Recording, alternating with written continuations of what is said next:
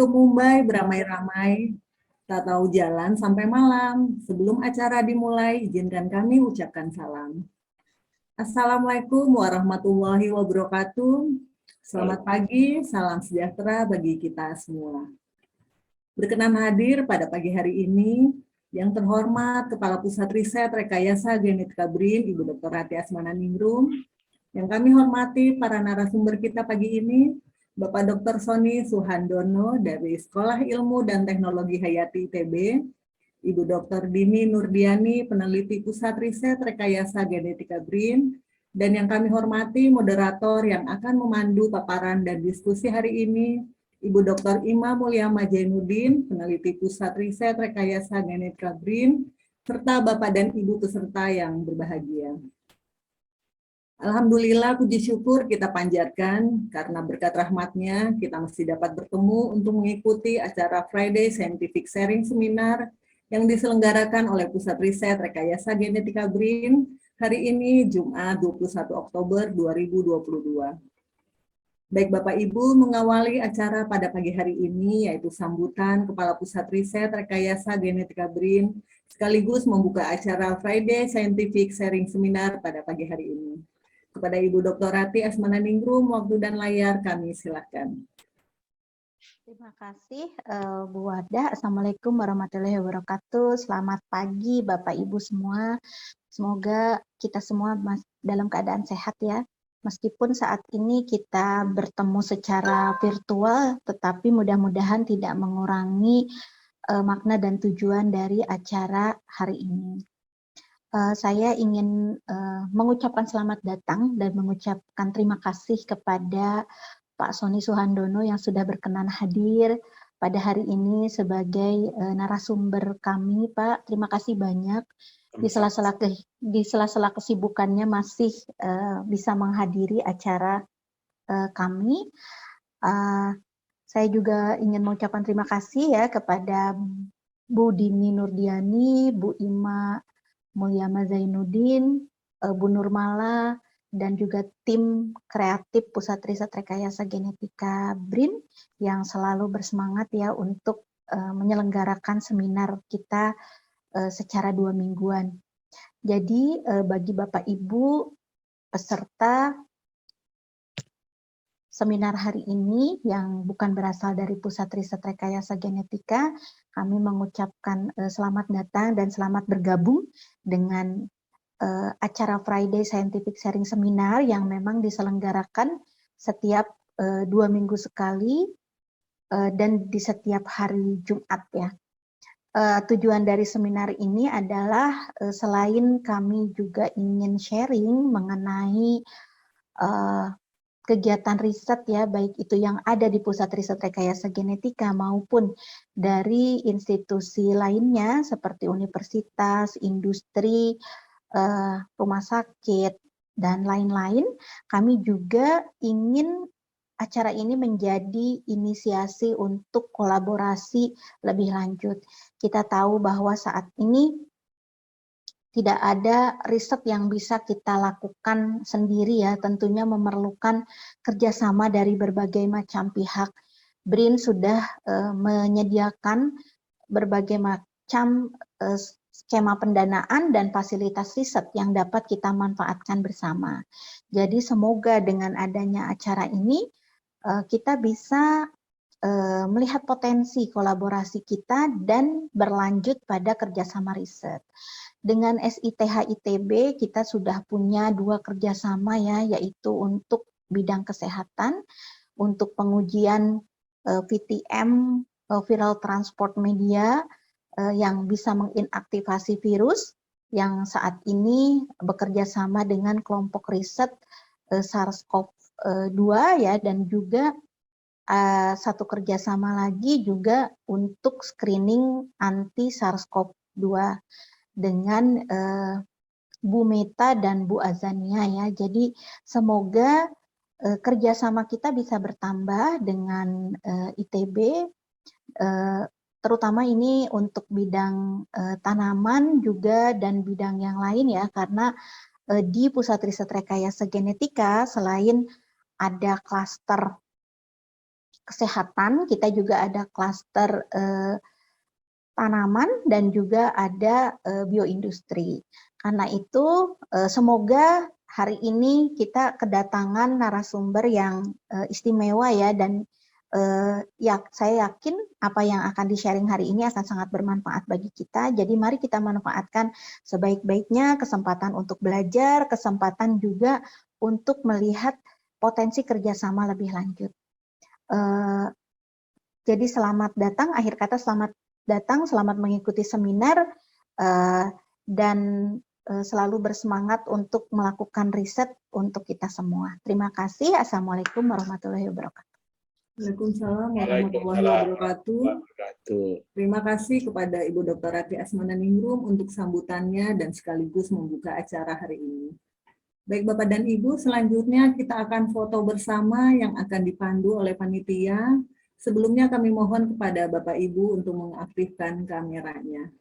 Baik, akan dipandu oleh panitia. Silakan Pak Akwin Kolosoro.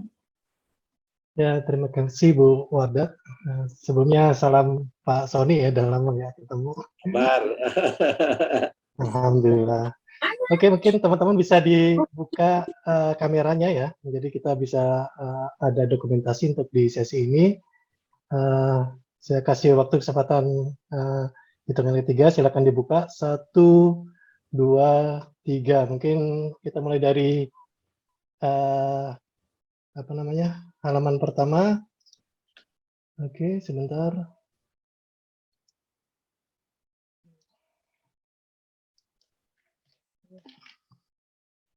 Oke, lanjut ke halaman kedua.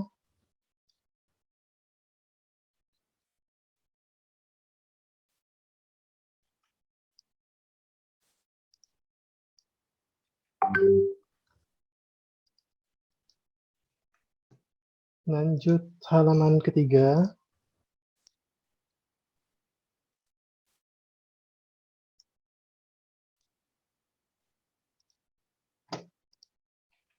Dan halaman terakhir.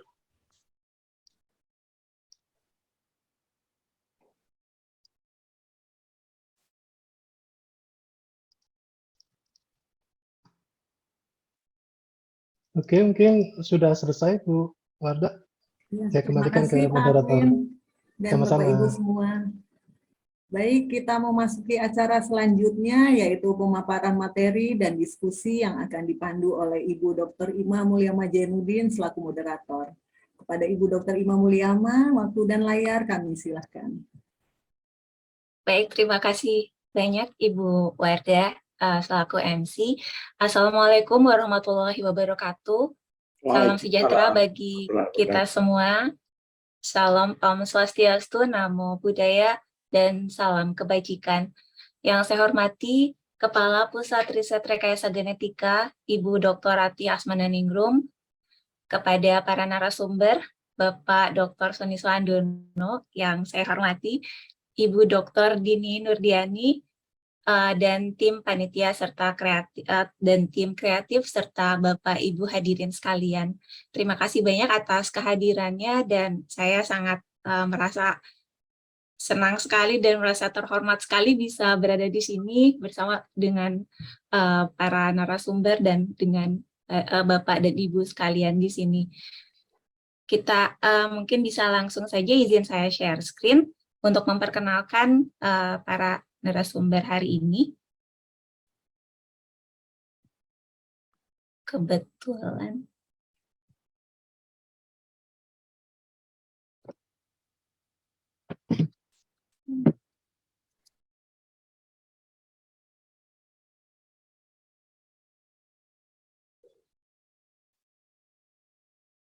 Ya, Pak Sony, izin saya mau mengenalkan Bapak.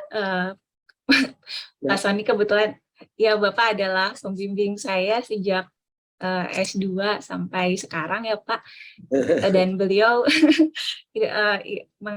beliau mendapatkan gelar doktornya dari School of Biochemistry and Genetics Newcastle University di UK, kemudian S2-nya dari La Trobe University Australia, dan mendapatkan gelar S1-nya dari Prodi Biologi ITB. Dan saya ingat sekali waktu saya masih bersama Bapak di SITH ITB tahun 2020 lalu, Bapak mendapatkan karya inovasi 2020 dari ITB, penghargaan yang dianugerahkan karena ya dikenal banyak sekali inovasi yang Bapak peroleh, bisa dilihat di sini, dan ya kami berbangga sekali bisa menghadirkan Bapak, dan terima kasih banyak atas kehadirannya untuk sharing atas apa yang sudah Bapak peroleh serta yang bisa kami manfaatkan sama-sama atau dikolaborasikan. Baik, mungkin langsung bisa disampaikan oleh Bapak Sony Suhandono, kemudian waktu ada selama 40 menit, langsung dilanjutkan dengan tanya jawab, karena Bapak setelah itu mau izin live ya Pak ya, ada keperluan lainnya. Baik, silahkan Bapak, terima kasih banyak. Baik, Assalamualaikum warahmatullahi wabarakatuh. Selamat pagi Bapak Ibu sekalian. Terima kasih atas kesempatannya dalam memberikan seminar hari ini. Yang terhormat Ibu Ratih sebagai ketua dan juga teman-teman di Pusat Penelitian Rekayasa Genetika ya. Ini luar biasa ini namanya nih. Jadi semuanya engineer ya, genetic engineer. Subhanallah. Ya mudah-mudahan suatu hari kita bisa bekerja bersama dalam membangun negara ini menjadi lebih baik begitu. Bismillahirrahmanirrahim. Izinkan saya men-share PowerPoint-nya ya. Sebentar.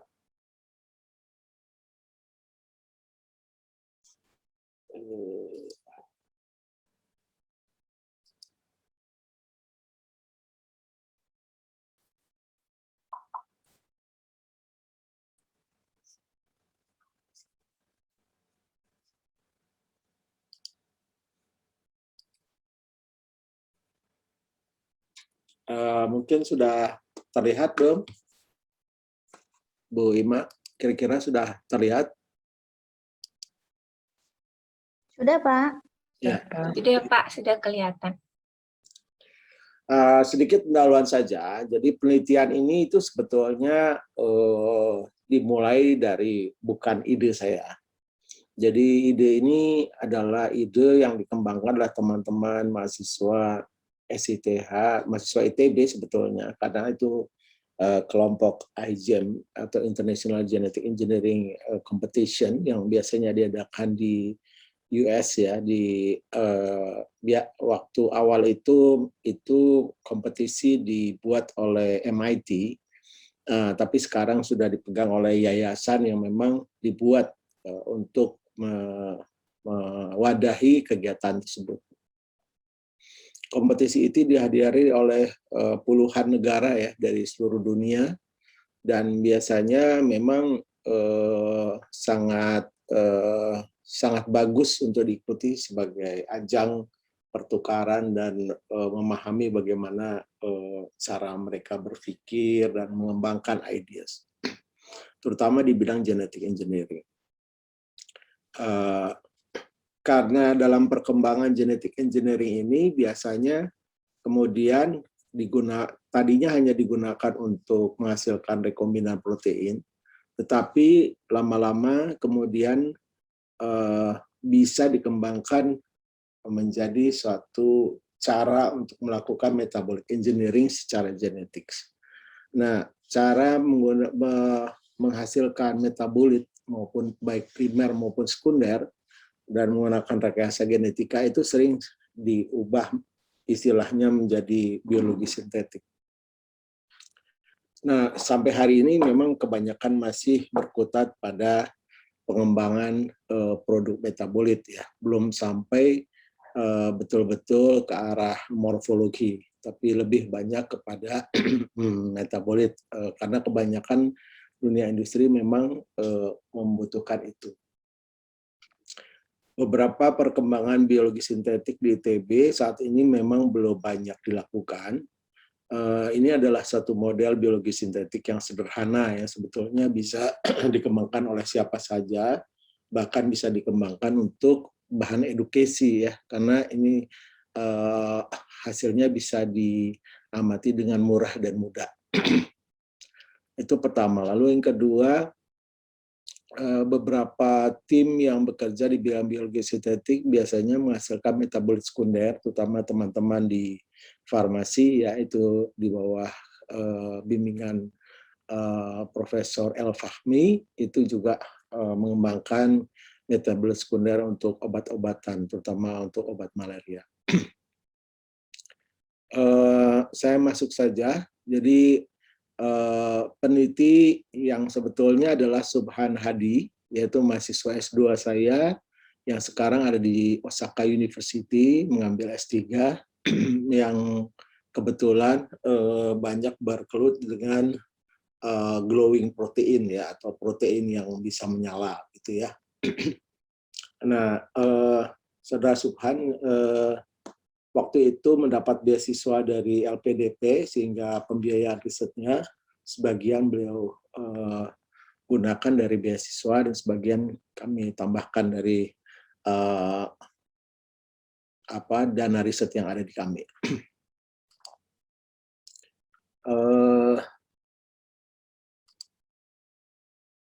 Jadi surfaktan itu kita tahu semua biasanya banyak digunakan untuk di bidang agriculture ya, terutama untuk sebagai pelekat ya antara baik pupuk maupun pestisida.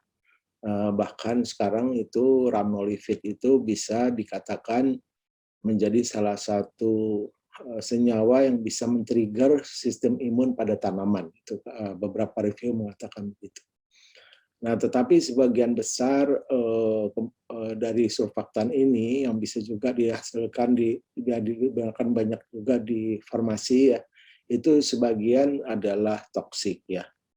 Nah, sehingga orang kemudian mencoba membuat biosurfaktan. Salah satunya dengan cara rekayasa genetika yang produknya itu biasanya eco-friendly, biodegradable dan non-toksik.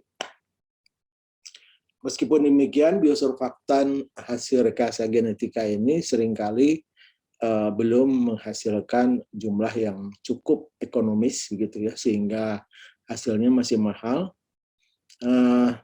Yang dikerjakan sekarang ini itu biasanya dari bakteri patogen ya. Salah satunya adalah Pseudomonas aeruginosa yang sebetulnya merupakan suatu penyakit ya, bakteri yang dapat menyebabkan penyakit. Nah, kami menggunakan sistem produksi ini dengan kaitannya dengan teknologi biologi sintetik yang tadi sudah saya sampaikan. Surfaktan juga bisa dipakai dalam bioremediasi, kemudian bisa juga untuk enhance oil recovery, sehingga sumur-sumur minyak yang tadinya kurang produktif menjadi lebih produktif.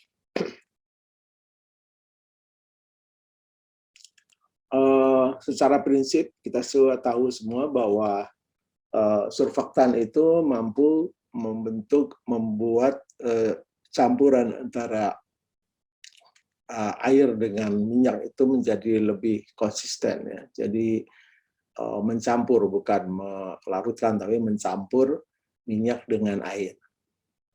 Nah, bentuk campuran itu bisa berbentuk misel ya, seperti ini. Misel ya, bagian hidrofobiknya itu bersatu menjadi satu, kemudian di bagian luar itu bukan hidrofilik. Tapi bisa juga membentuk dua lapis membran berbentuk bulat, apa yang disebut sebagai liposom. Tentu teman-teman sudah paham ya bahwa dalam dunia farmasi liposom sangat banyak digunakan untuk delivery obat ya, baik untuk kosmetik maupun untuk kebutuhan obat yang lain. Nah, bisa juga membentuk di layer sheet, ini biasanya banyak ditemukan di membran sel ya. Jadi kira-kira seperti itulah molekul molekul surfaktan itu bisa membentuk berbagai macam bentuk di dalam larutan. Nah, salah satu molekul surfaktan yang bersifat organik atau lebih dikenal sebagai biosurfaktan adalah rhamnolipid. Ada banyak lagi sebetulnya yang lain, tapi kami memilih rhamnolipid karena beberapa sifat yang ternyata unggul untuk beberapa hal. Nanti kita lihat bahwa performance-nya memang lebih baik dari SDS misalnya. Nah, molekul ini terdiri dari bagian hidrofilik yang terdiri dari rhamnosa. Kalau ada 2 molekul berarti di rhamnos. Kalau ada 1 molekul gula berarti disebut mono rhamnos. Ya. Jadi mono rhamnolipid atau dirhamnolipid. Nah, bagian bawah adalah lipid, ya, lipid yang biasanya bersifat hidrofobik. Nah, rhamnolipid ini dihasilkan salah satunya oleh Pseudomonas aeruginosa yang bentuknya kira-kira secara mikroskopik seperti ini. Pseudomonas aeruginosa ini ternyata bisa menyebabkan infeksi paru-paru yang menyebabkan pneumonia. Dia juga bisa menginfeksi kandungan saluran kemih, gitu ya, menginfeksi telinga, menginfeksi luka, menginfeksi pasca operasi, ya, bahkan itu. Dan biasanya menjadi salah satu kuman yang sangat berbahaya di rumah sakit, ya, yang bisa ditularkan sangat cepat di dalam rumah sakit atau disebut sebagai nosocomial infection. Nah, rhamnolipid ini diduga berperan membentuk biofilm dan memaintain infection, ya, di dalam tubuh kita.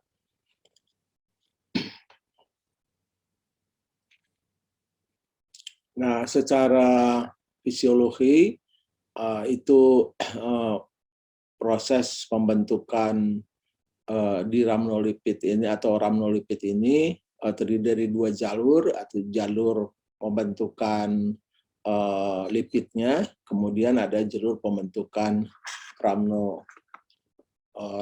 rhamnosnya, ya, jadi bisa dalam bentuk mono atau di rhamnos.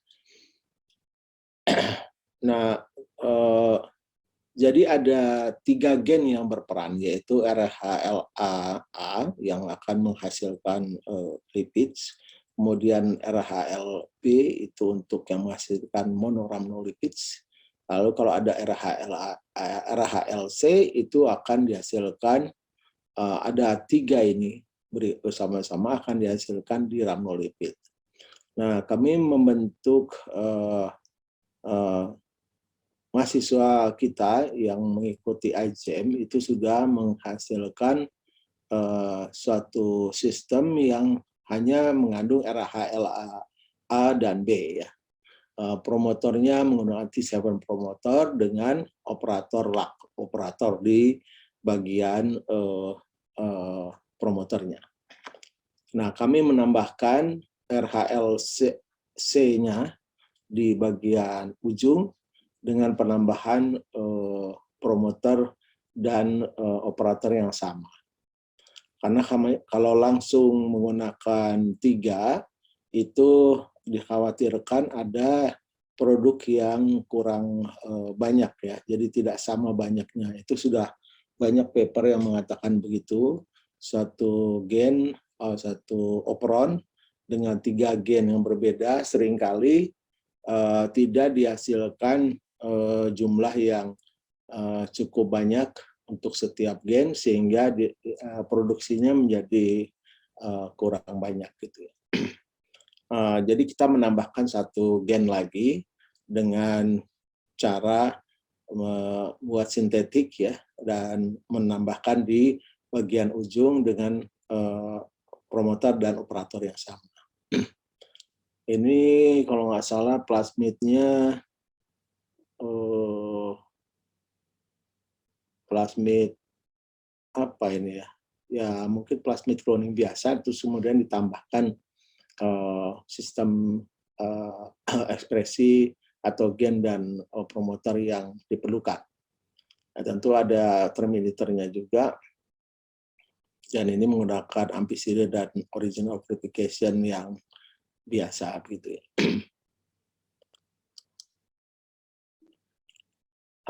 Jadi ini adalah dua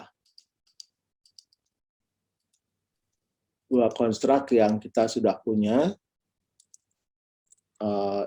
yang akan kita pelajari hasilnya, apakah ada perbedaan dan perbedaannya ada di mana dan bagaimana sifat fisiknya, itu akan bisa kita assessment setelah kita menghasilkan rhamnolipid dari dua konstruk yang berbeda. Nah, jadi ini adalah struktur molekulnya, nanti akan dites ya di dalam larutan minyak mentah ya. Jadi minyak mentah ini kami dapatkan dari lembaga penelitian minyak ya, atau minyak mentah di apa sih namanya itu, di Jakarta ya, ada lembaga penelitian yang melakukan itu. Jadi dan kita menggunakan beberapa alat juga di sana untuk melakukan riset kita. Kebetulan ada mahasiswa mantan alumni dari SITH yang bekerja di sana, sehingga kita bisa mengakses alat di sana dengan mudah gitu. Kebetulan pernah melakukan kerjasama riset juga untuk membuat protein surfaktan, tapi mungkin tidak menghasilkan hasil yang cukup baik. Nah, kami akhirnya berhasil menghasilkan biosurfaktan dengan menggunakan sistem ini.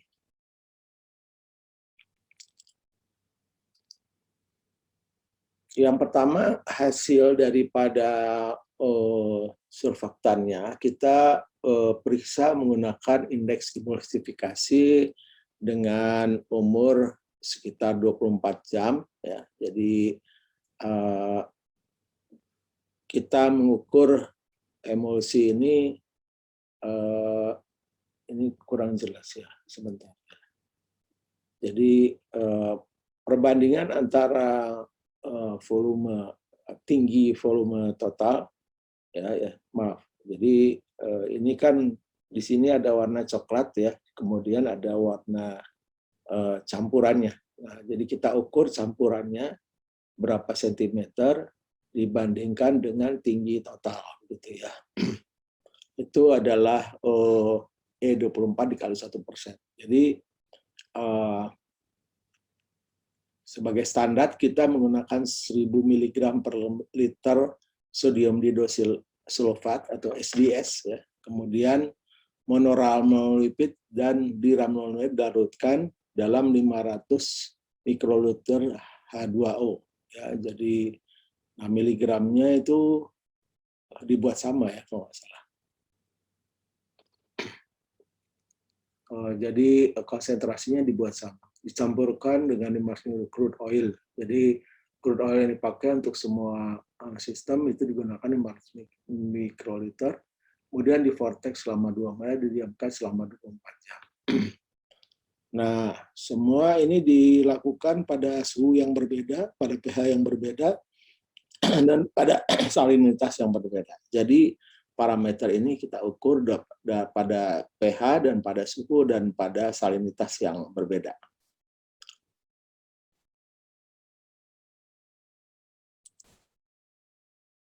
Nah, ini adalah indeks tadi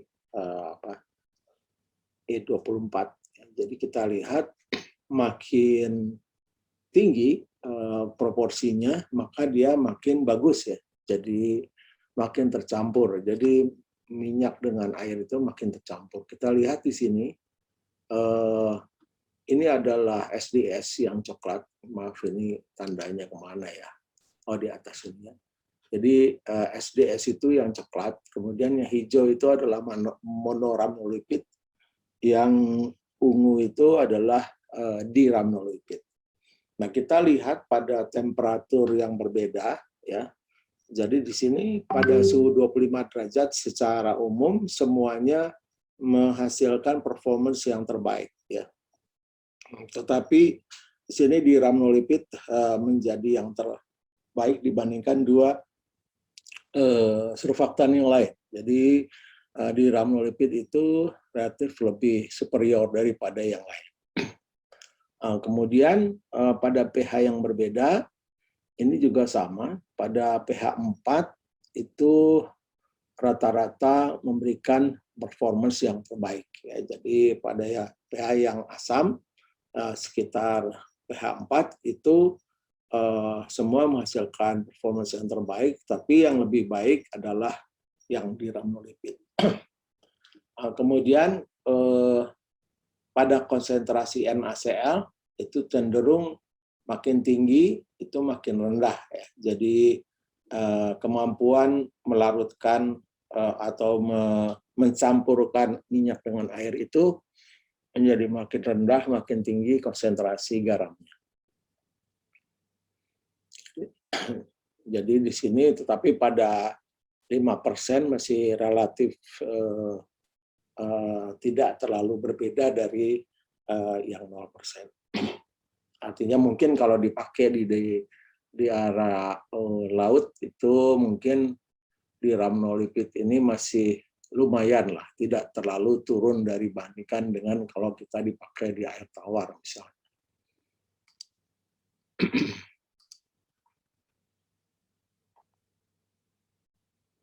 Nah, uji kedua adalah melihat interfacial tension. Ya. Jadi kekuatan permukaan, ya, kekuatan tegangan permukaan daripada larutan, serta penentuan critical micelle concentration. Jadi pada saat di mana interfacial tension itu ngedrop, ya, itu pada nilai berapa begitu, ya, CMC-nya. Ini juga dilakukan pada pH yang berbeda, pada suhu yang berbeda, dan pada salinitas yang berbeda.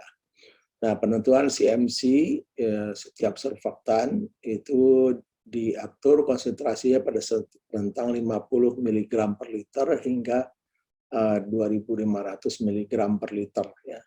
Kemudian dilakukan pengukuran tegangan permukaan setiap rentang konsentrasi dengan menggunakan alat ukur tensiometer Dunoy.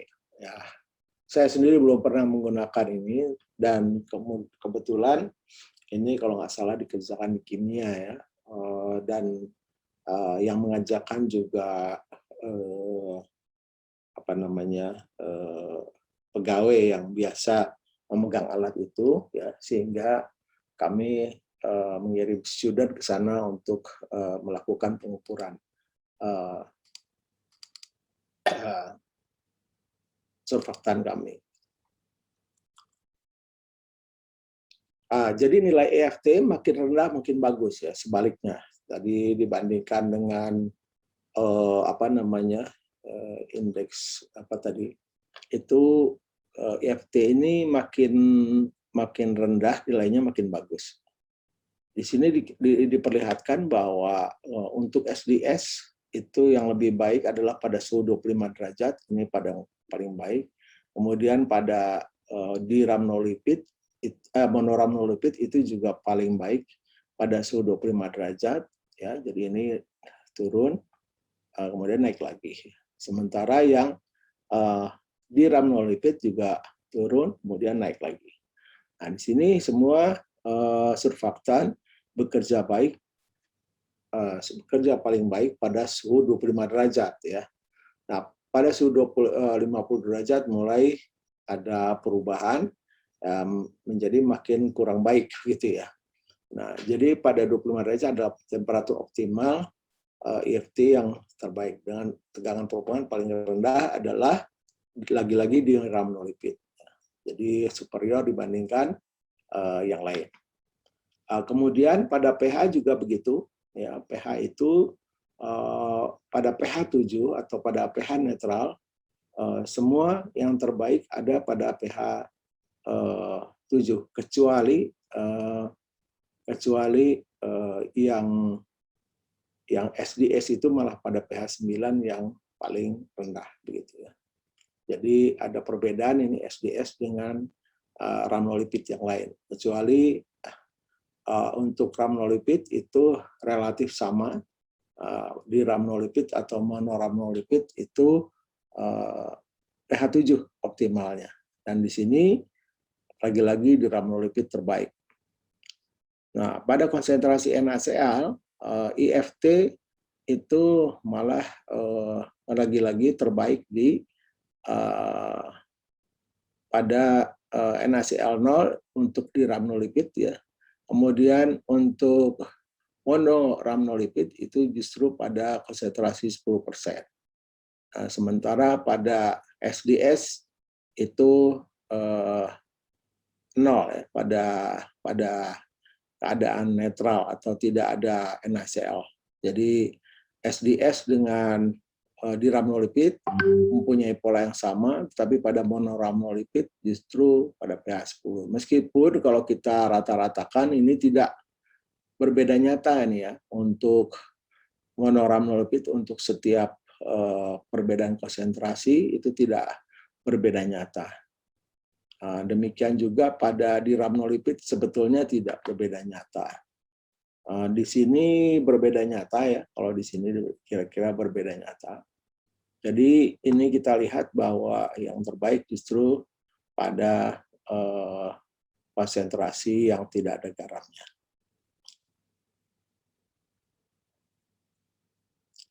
CMC berbeda jauh ya. Untuk SDS itu konsentrasi 2000 mg per liter, sedangkan pada monoramnolipid itu pada kisaran 900-an gitu ya, antara 800-900, sedangkan pada diramnolipid itu jauh lebih rendah, sekitar 450-an kali ya, atau berapa ya, sekitar 300 ya, 300-400. Di sini 300 mg. Jadi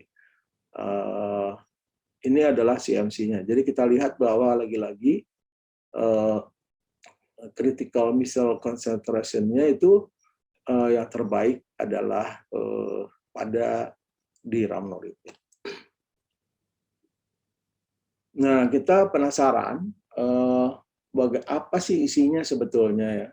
Saya juga tidak terlalu paham ya, karena analisis kimia ini, tapi paling tidak kita tahu bahwa molekul yang ada pada di rhamnolipid itu rupanya lebih bervariasi.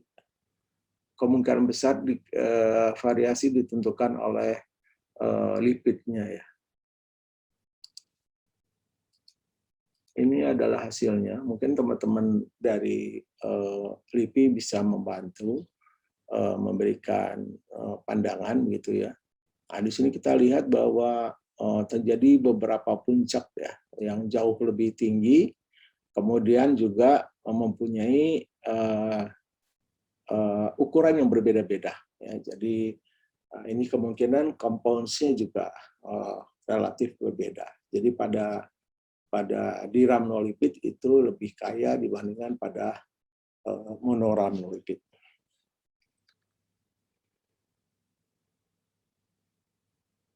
Nah, kita juga melihat respons surfaktan atau biosurfaktan yang kita hasilkan dengan cara lebih mudah, yaitu dengan menggunakan area oil spread ya, oil spread zone ya. Jadi zona oil spread ya seperti ini. Jadi di dalam cawan Petri kita masukkan minyak mentah ya yang tipis begitu ya.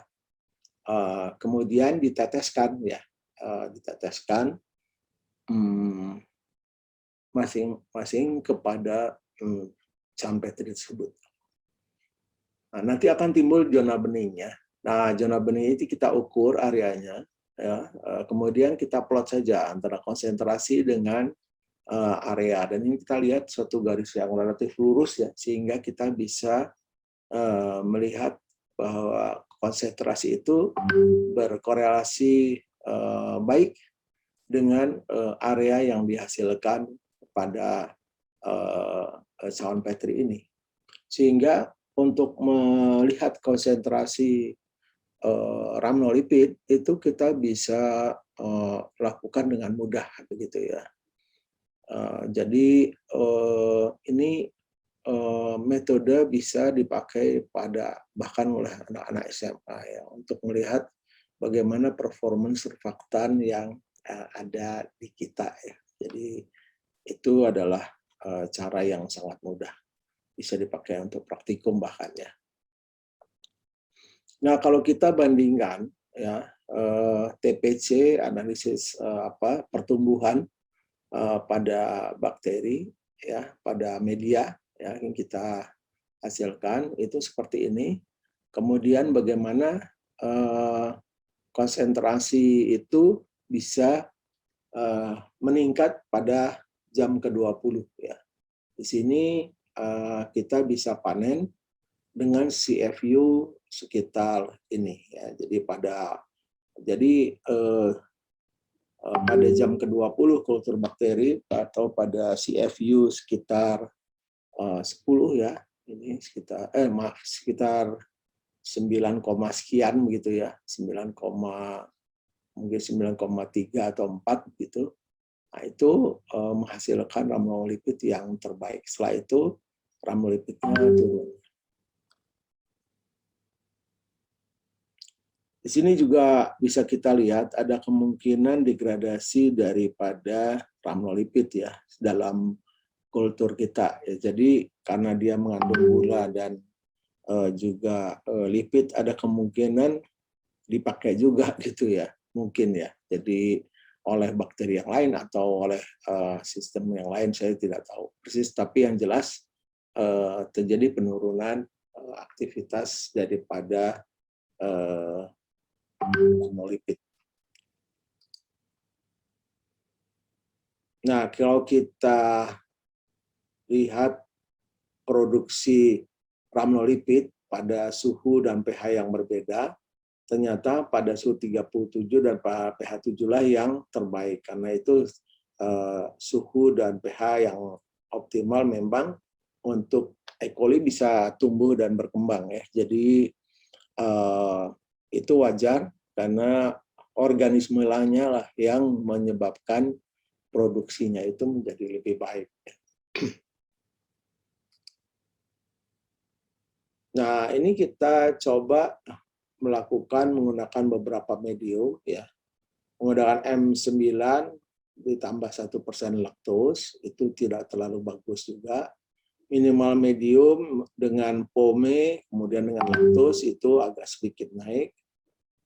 Pome LB, ya, jadi ini M9 itu minimal medium, kalau LB itu rich medium. Kemudian tambah pome 20% plus 1% laktos, ternyata tidak naik juga seperti itu.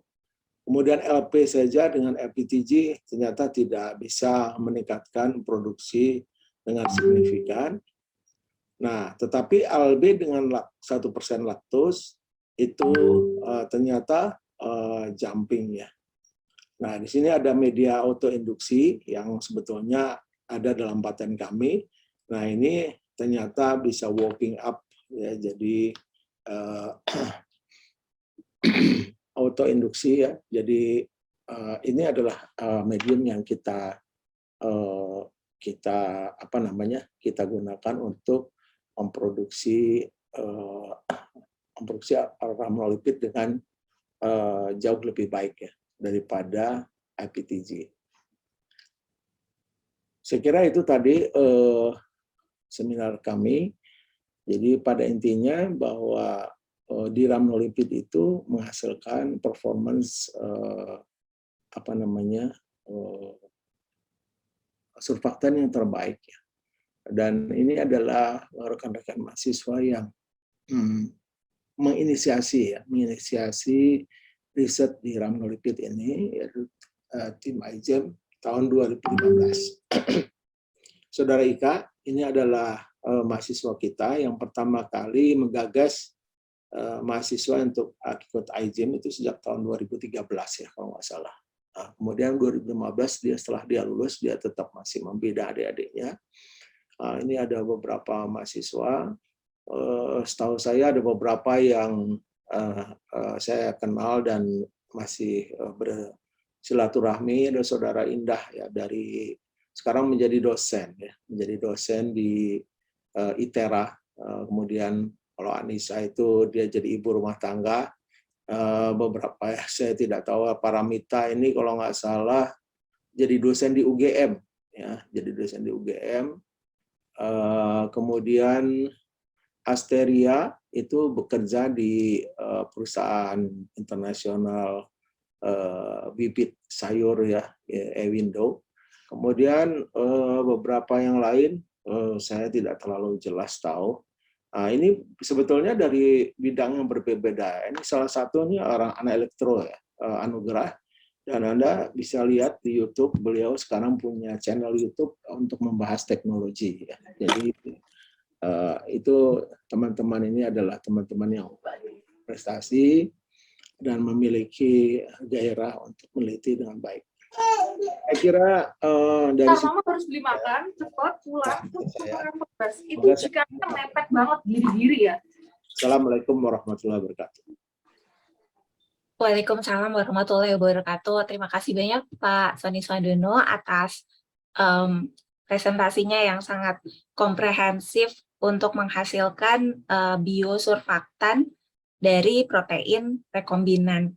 Jadi untuk diketahui sebelumnya kepada Bapak dan Ibu, Bapak Dr. Sony juga adalah dosen sebelumnya ya, waktu masih ada dosen sebelum sekarang jadi prodi ya Pak. Jadi sebelumnya menjadi dosen rekayasa genetika dan juga biologi sintetik di SITH ITB. Jadi memang bidang beliau yang saya tahu sangat konsisten di bidang ini.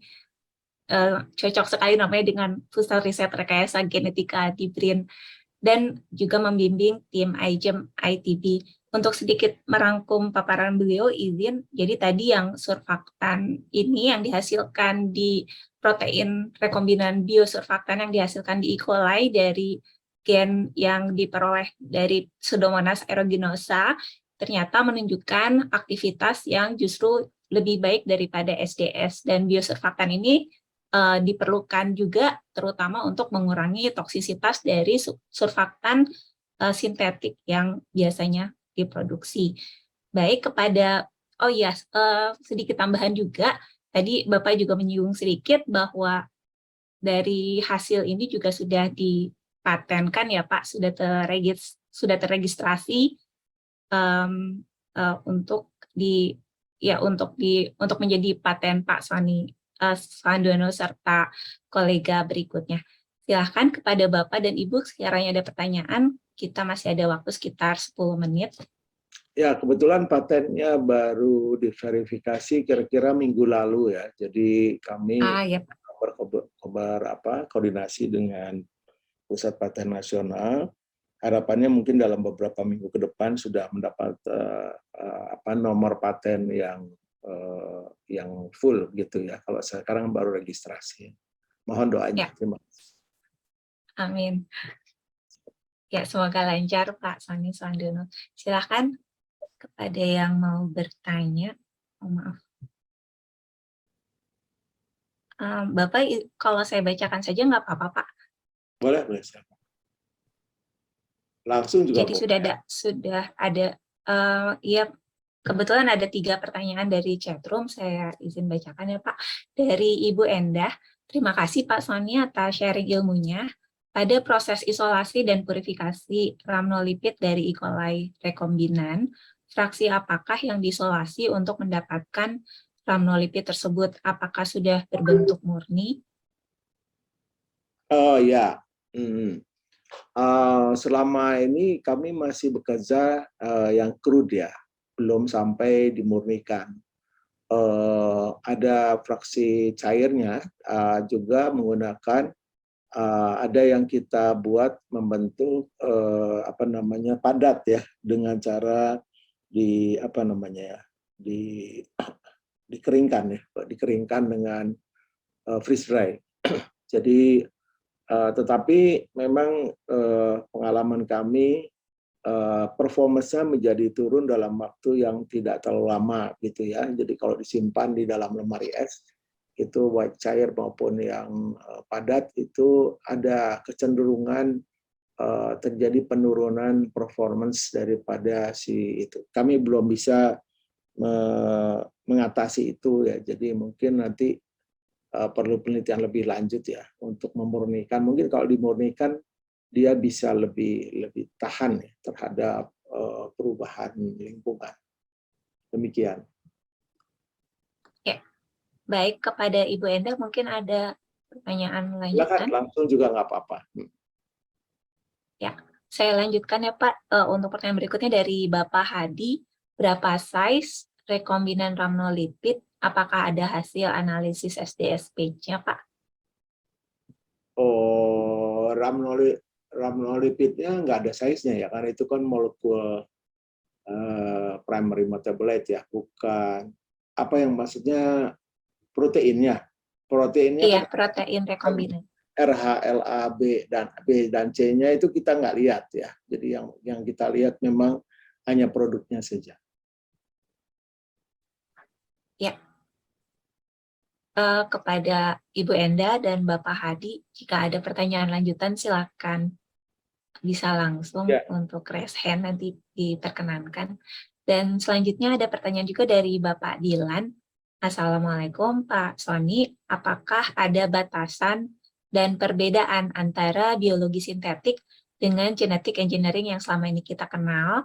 Itu pertanyaan pertama. Dan yang kedua, bagaimana dengan produksi biosurfaktan menggunakan yeast atau insect cells? Ya, oke. Jadi perbedaan antara biologi sintetik dengan rekayasa genetika biasa itu sebenarnya tipis-tipis aja ya. Jadi biasanya kalau rekayasa genetika itu tidak menginvolve banyak gen ya. Kemudian sistem kontrolnya juga relatif sederhana. Nah, tetapi pada biologi sintetik itu biasanya menggunakan multiple gene, kemudian bisa saja menggunakan multiple promoter sehingga proses ekspresinya itu bisa diorkestra sedemikian rupa sehingga menghasilkan suatu end product yang bukan hanya protein tetapi juga metabolitnya. Jadi hasil metabolit dari protein tersebut ya. Biasanya kalau ada multiple enzim maka yang dihasilkan adalah bisa metabolit primer atau sekunder gitu ya.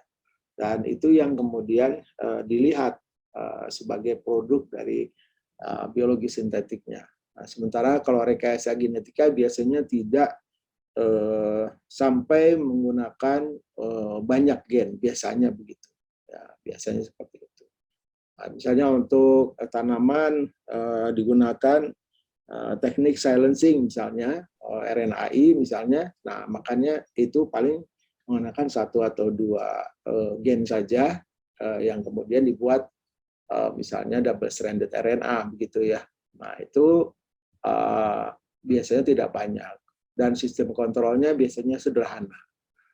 Kemudian misalnya untuk memproduksi tanaman transgenik yang tahan terhadap apa tadi ya, biasanya itu terhadap serangga ya, itu menggunakan gen macam-macam lah gitu ya. Itu biasanya juga cuma 1-2 gen saja yang kemudian begitu diekspresikan dia akan bekerja menjadi pesticide atau yang lain begitu ya, sehingga tanaman lebih resisten. Saya kira begitu.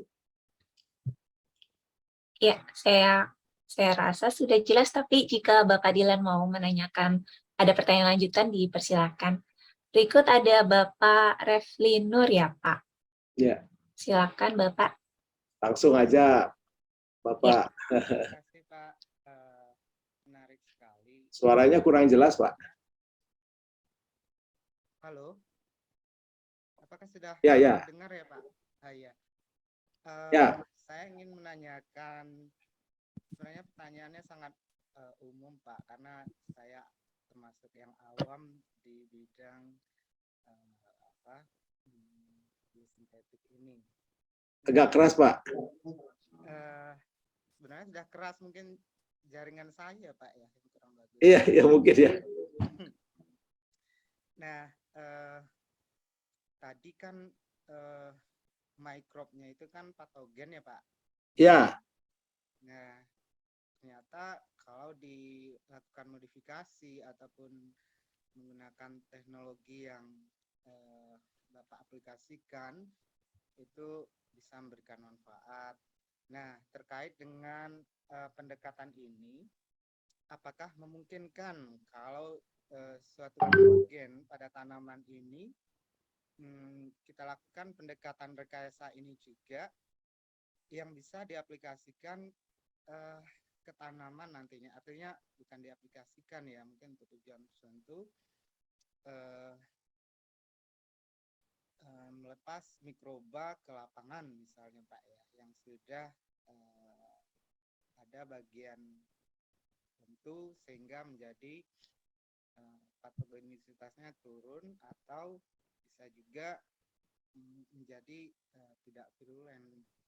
Dan ya. apakah ada aturan rule juga yang harus diikuti ketika kita menggunakan pendekatan ini terhadap lingkungan, maksud saya Pak. Itu aja Pak. Terima kasih. Ya, boleh saya jawab? Ya Pak Sony, dipersilakan langsung dijawab. Ini tadi Bapak suaranya betul-betul kecil sekali begitu ya. Saya berusaha mendengarkan, mudah-mudahan tidak salah interpretasi. Memang ramonolipid yang kami pakai itu berasal dari organisme patogen, ya. Tetapi untuk supaya sistem produksinya itu menjadi aman, maka kita pindahkan gennya itu ke dalam E. coli yang relatif tidak memberikan dampak buruk bagi kesehatan. Ya. Jadi itu E. coli yang sudah dibuat menjadi tidak virulen sebetulnya, ya, sehingga E. coli ini aman untuk menjadi mesin produksi daripada si rhamnolipid tersebut. Nah, bagaimana kegunaannya pada pertanian? Nah, tadi yang saya katakan bahwa rhamnolipid ini kan seperti surfaktan ya. Jadi kita bisa campur dengan pestisida atau dengan pupuk daun gitu ya, sehingga yang tadinya dia akan jatuh kalau kita pakai pupuk dicampur air, itu biasanya dia akan tidak menempel pada daun, tapi dia akan jatuh lagi gitu ya. Jadi karena daun itu punya lilin ya di permukaan, sehingga dia akan jatuh, airnya tidak lagi menempel atau pupuknya tidak lagi menempel di daun ya, dia akan jatuh. Nah, untuk supaya dia menempel, biasanya orang menambahkan surfaktan.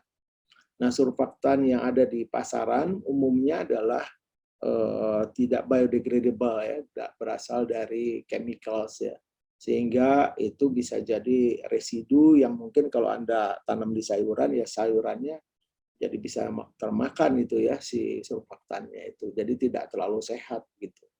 Nah, kalau menggunakan biosurfaktan karena ini dari rhamnolipid, maka dia akan tidak berbahaya kalau ikut dimakan gitu. Jadi pupuk daun, kemudian pestisida yang mau disemprotkan ke tanaman itu bisa menggunakan rhamnolipid ini begitu ya. Tapi belakangan ada penelitian, saya belum sempat mencari lebih dalam lagi bahwa rhamnolipid ini bisa menginduksi sistem imun daripada si tanaman. Jadi kalau aplikasikan pada tanaman atau disemprotkan begitu, katanya bisa menginduksi sistem imun pada tanaman sehingga relatif lebih tahan terhadap penyakit ya, penyakit maupun hama dari tanaman tersebut. Saya kira begitu. Ya, baik, terima kasih Pak Sony. Pak Refli Nur, ada yang mau disampaikan lagi? Ya. Cuma sedikit oh, ya. Kenapa tadi saya bertanya, karena beberapa waktu yang lalu ada pihak swasta juga meminta itu dari perusahaan tambak udang kalau tidak salah ya, bagaimana kalau tidak terdengar Pak? Kalau sekarang terdengar nggak Pak? Iya Pak, terdengar. Ya, kemarin itu kita sempat ada diskusi Pak dengan pihak swasta yang meminta PR Regen itu berkontribusi melakukan editing ataupun rekayasa terhadap patogen pada ikan gitu ya. Oh ya. Ya, jadi kan dengan adanya seminar ini merupakan suatu pencerahan juga Pak bagi mic-nya cuma didekatin nggak kedengaran. Iya Pak. Nah, mungkin nanti lebih lanjut saja ya Bu Irma ya. Ininya. Ya Pak Ya, Refliner. makasih. Ya, jaringan saya kayaknya kurang bagus. Ya. Iya. Ya, sebenarnya cukup terdengar, namun memang agak sedikit kurang jelas. Tapi tadi jelas ya Pak, tertangkap. Sepertinya Pak Sony nanti bisa dikontak langsung oleh Pak Refli Nur Ya, untuk silakan. diskusi lebih lanjut. Ya, itu dengan teman-teman BRIN juga bisa itu. Jadi itu rekayasa bagaimana menggunakan rekayasa genetika untuk mengatasi penyakit pada ikan, kan gitu ya. Itu misalnya menggunakan misalnya antibodi atau apa gitu ya untuk vaksin pada ikan itu memang sudah pernah dikembangkan juga di ITB, mungkin juga di BRIN juga pasti ada gitu ya. Jadi itu bisa juga nanti jadi alternatif. Silakan. Ya, baik, terima kasih Pak Sony. Sepertinya waktunya sebenarnya sudah habis, tapi izin ada burning question dari Pak Dilan. Jadi saya tadi terlewat, mohon maaf. Ada pertanyaan yang kedua, yaitu kalau produksi biosurfaktannya menggunakan yeast atau insect cells, apakah menurut Bapak pandangannya seperti apa? Ya, mungkin bisa saja. Ya, jadi teman kami belum coba aja. Ya, saya kira bisa saja menggunakan itu. Hanya insect cell itu mungkin agak lebih mahal ya. Jadi yang penting mau pakai cara apa saja tidak masalah. Yang penting bisa lebih murah begitu ya. Sementara ini sih saya pikir untuk sistem E. coli adalah yang termurah gitu ya. Bisa saja di yeast kalau memang bisa produksi lebih banyak lagi mungkin bisa lebih murah. Tapi wallahu alam bisawab, kita belum coba ya. Terima kasih. Ya, terima kasih banyak kepada Pak Sony Suwandono karena dibatasi oleh waktu juga dan ada narasumber berikutnya Ibu Dini. Jadi sepertinya mohon maaf kepada Bapak Ibu ya, saya melihat masih ada 2 pertanyaan lanjutan sebenarnya tapi tidak dapat saya sampaikan di kesempatan ini, mungkin bisa disampaikan langsung kepada Bapak Sony ya Pak ya. Kalau saya kirim paper yang sudah kita terbitkan lewat Bu Nurmala sehingga bisa di ini juga PowerPoint-nya dalam bentuk PDF nanti saya kirim. Insyaallah. Ya. Baik, terima kasih banyak Pak Sony Suwandono. Baik, terima kasih banyak kembali kepada Bapak dan Ibu narasumber. Mohon maaf atas segala hal yang kurang berkenan dan saya kembalikan lagi kepada MC. Terima kasih. Terima kasih Mbak Ima dan Bapak Ibu sekalian. Assalamualaikum. Mohon maaf ya kalau banyak kekurangan. Masih belajar. Assalamualaikum warahmatullahi wabarakatuh. Assalamualaikum warahmatullahi wabarakatuh. Terima kasih kepada Ibu Dr. Ima Mulyama Jainuddin yang telah memandu sesi pemaparan dan diskusi yang sangat menarik pada hari ini. Baik Bapak Ibu, demikian acara Friday Scientific Sharing Seminar Pusat Riset Rekayasa Genetika BRIN pada hari ini. Kami mengucapkan terima kasih kepada Kepala Pusat Riset Rekayasa Genetika BRIN, para narasumber, moderator, serta Bapak Ibu peserta yang sudah mengikuti acara hari ini hingga selesai. Kami mohon maaf atas kekurangan selama acara berlangsung. Sampai jumpa lagi pada acara berikutnya dengan tema yang berbeda dan izinkan saya menutup dengan pantun. Pohon beluntas tumbuhnya rapat, pohon kelapa tinggi batangnya. Acara tuntas semoga manfaat. Sampai jumpa Friday Scientific Sharing Seminar berikutnya. Saya Wardah Tuharia beserta panitia pamit undur diri. Terima kasih. Wassalamualaikum warahmatullahi wabarakatuh. Terima kasih.